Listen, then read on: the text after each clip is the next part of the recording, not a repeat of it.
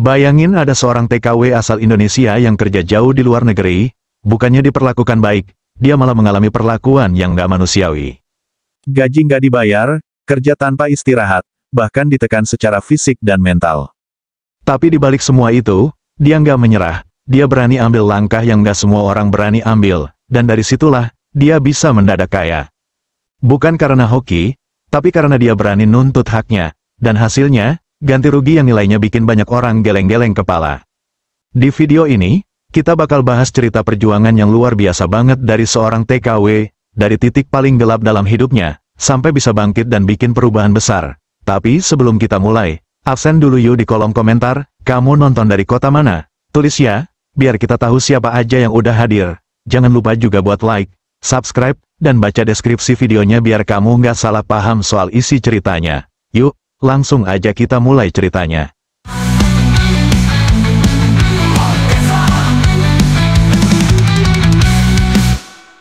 Farida, perempuan berusia 27 tahun asal sebuah desa kecil di Nusa Tenggara Timur, hidup dalam situasi yang sulit. Ia adalah seorang janda muda yang harus mengurus anaknya yang masih berumur 2 tahun seorang diri. Suaminya meninggal dunia saat anak mereka baru berusia 1 tahun 5 bulan. Sejak saat itu, hidup Farida tidak pernah mudah.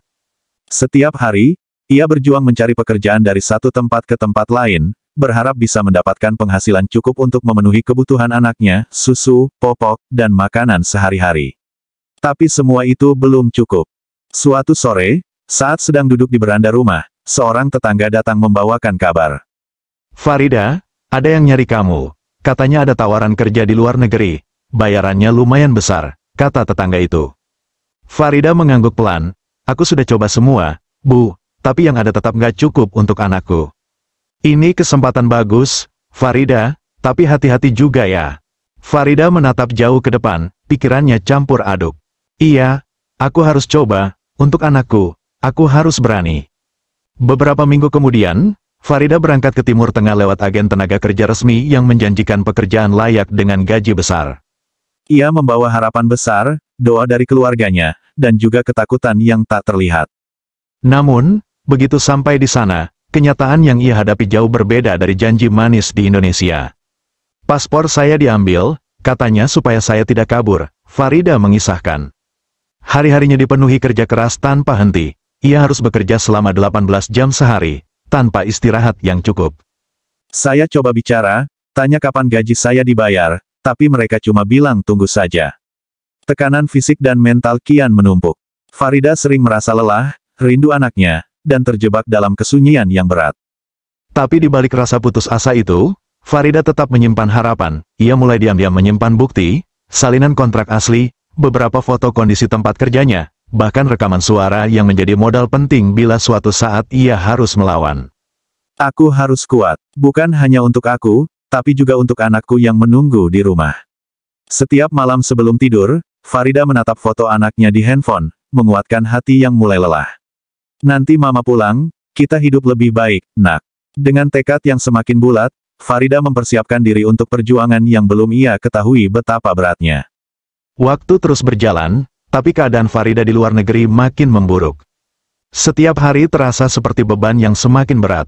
Tubuhnya capek, hatinya remuk, aku nggak tahan lagi, ucapnya lirih suatu malam, saat duduk sendiri di pojok kamar majikan.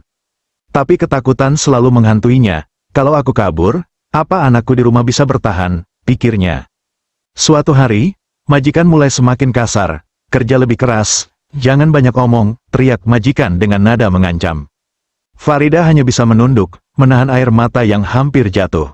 Tapi di balik semua kesedihan itu, ada satu hal yang selalu dia pegang erat, harapan untuk anaknya.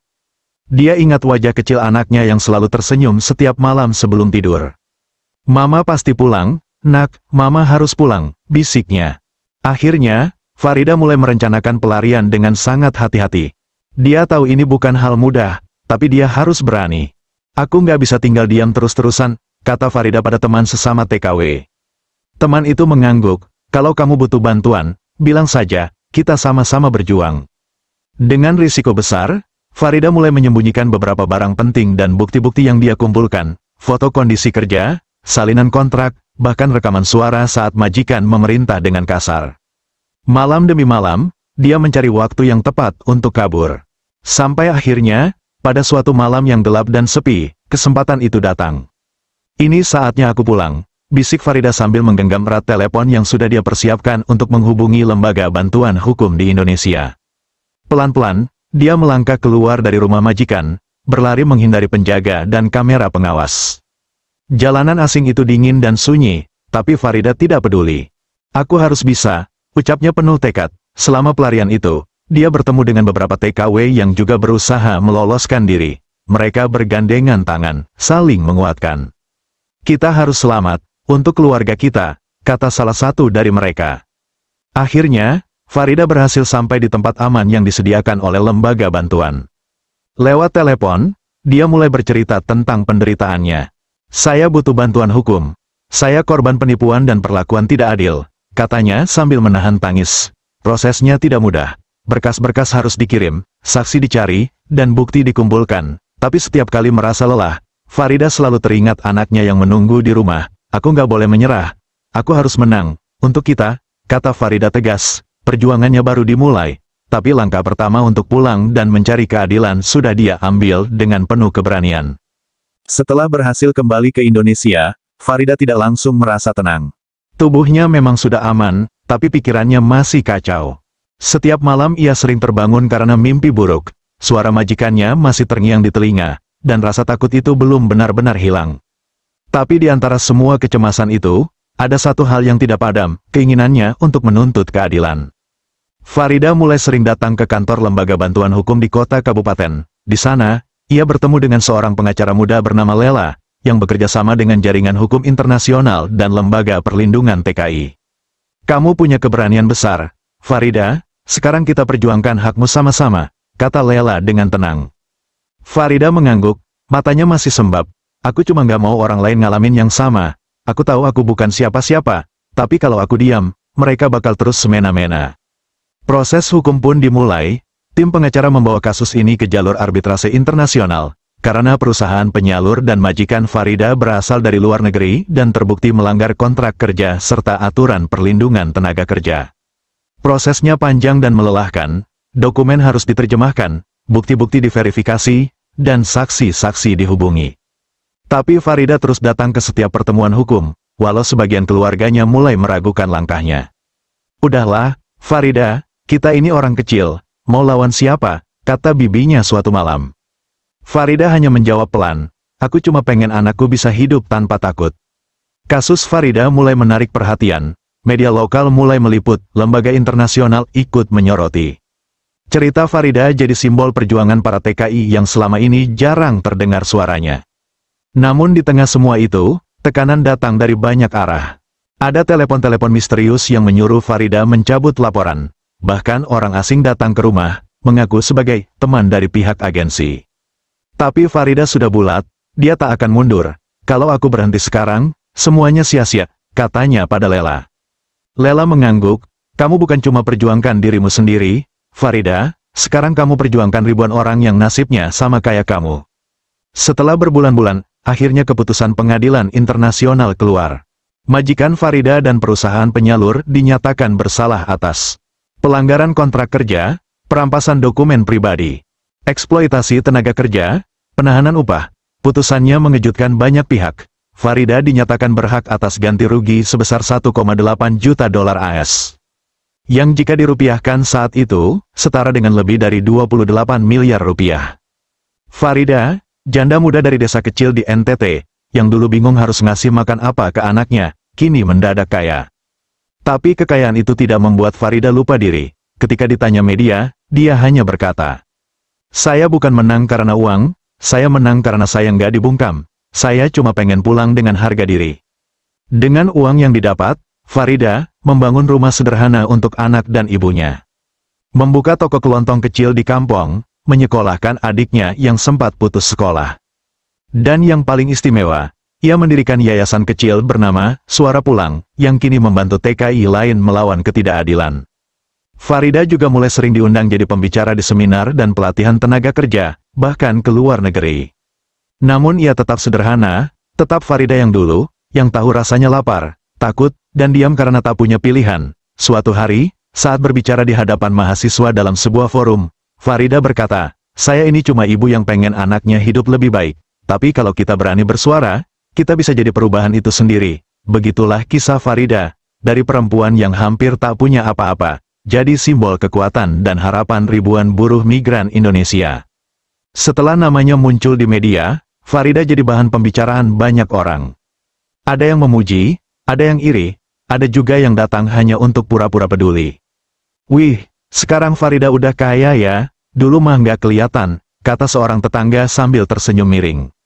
Farida hanya membalas dengan anggukan pelan dan senyum seadanya. Di balik sorotan media dan label, pahlawan buruh migran, Farida sebenarnya masih beradaptasi. Dia bukan orang yang biasa tampil di depan, apalagi bicara soal hak asasi manusia atau hukum internasional. Dia cuma ibu dari seorang anak kecil, yang dulu bahkan harus meminjam uang buat beli susu. Tapi hidup memang berubah, dan perubahan itu datang bersama ujian-ujian baru. Orang-orang mulai datang meminta bantuan, ada yang tulus, ada yang memanfaatkan. Beberapa bahkan memintanya menyumbang jumlah besar dengan alasan yang tak jelas. "Kamu sekarang kan bisa bantu, masa nggak mau nolong saudara sendiri?" begitu kata mereka. Farida sempat merasa tertekan, namun ia terus kembali ke satu titik, alasan kenapa ia berjuang sejak awal. Untuk anaknya, untuk martabatnya, dan sekarang, untuk orang lain yang dulu seperti dirinya. Dia tetap tinggal di kampungnya, rumahnya memang lebih layak, tapi tak pernah berlebihan. Mobil pun tidak, dia memilih naik sepeda motor jika harus ke kota kabupaten. Yang dia rawat benar-benar adalah Yayasan Suara Pulang, yang kini menjadi tempat curhat, advokasi, dan pendidikan hukum dasar untuk TKI yang akan berangkat ke luar negeri. Beberapa mantan TKI juga ikut bergabung. Mereka menyusun modul pelatihan, menyiapkan pendampingan, dan rutin turun ke desa-desa untuk edukasi. Setiap malam, setelah anaknya tidur, Farida duduk di meja kayu kecil, mengecek laporan yayasan dan membalas pesan-pesan masuk.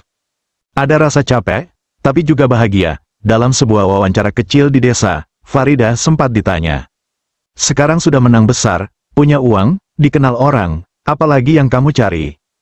Dia diam sebentar, lalu menjawab, "Yang saya cari itu sederhana, tenang, bisa lihat anak saya tumbuh tanpa takut, bisa bantu orang lain supaya nggak perlu ngalamin apa yang saya alami. Itu aja." Malam itu, Farida duduk memandangi anaknya tidur. Tak ada sorotan kamera, tak ada sambutan. Hanya ibu dan anak di sebuah rumah sederhana di kampung kecil, yang kini terasa jauh lebih hangat dari dunia manapun. Dan di sanalah Farida menemukan arti sebenarnya dari pulang. Bukan sekadar kembali ke rumah, tapi kembali dengan harga diri, harapan, dan kekuatan untuk mengubah dunia, satu langkah kecil dalam diam. Dari kisah ini, kita belajar, terkadang, perjuangan cerita Farida bukan cuma soal jadi mendadak kaya, tapi soal harga diri. Tentang seorang ibu biasa yang gak menyerah meski dunia rasanya gak berpihak. Tentang keberanian bersuara, saat banyak orang memilih diam. Dan tentang pulang, bukan cuma ke rumah, tapi pulang sebagai manusia yang utuh. Paling besar datang dari orang yang paling sunyi. Bukan dari orang berkuasa, tapi dari mereka yang hanya ingin hidup layak dan dihormati. Dan ketika keberanian bertemu kejujuran, perubahan bisa terjadi, bahkan oleh satu orang saja. Semoga cerita ini bisa membuka mata, telinga, dan hati kita. Bahwa di balik senyuman para pekerja migran, ada banyak luka, perjuangan, dan harapan yang tak terlihat. Kalau kamu terinspirasi oleh kisah ini, jangan lupa untuk like, subscribe, dan bagikan video ini ke teman-temanmu. Tulis juga di komentar, apa pelajaran paling berkesan yang kamu ambil dari kisah Farida ini, dan kamu nonton dari kota mana? Kita absen yuk. Terima kasih sudah menonton sampai akhir. Sampai ketemu di cerita berikutnya, yang semoga bisa kembali menggerakkan hati dan pikiran kita semua.